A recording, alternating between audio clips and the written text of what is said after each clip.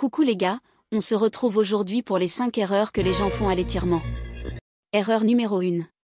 L'opinion publique pense qu'il faut faire des étirements statiques avant l'étirement.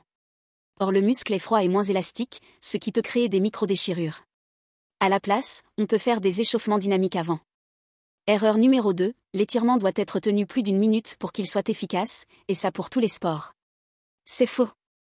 Dans les sports de puissance comme le sprint, il diminue les mécanismes neuromusculaires et le tonus.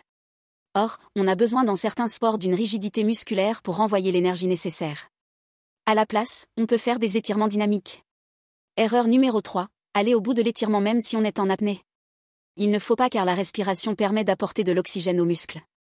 En apnée, on diminue l'oxygénation et on augmente la tension musculaire, cela diminue la détente et est contre-productif.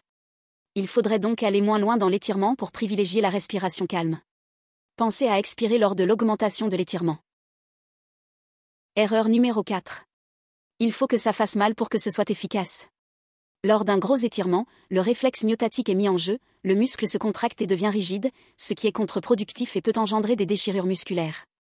Il ne faut pas faire d'à-coupe et au contraire être progressif jusqu'à la mise en tension sans douleur. Erreur numéro 5, étirer seulement les muscles que l'on sent tendus. Cela peut provoquer des déséquilibres entre les groupes musculaires, favoriser la raideur de certains voire la douleur. À la place, pensez à étirer l'ensemble des groupes même si vous ne le percevez pas comme tendu.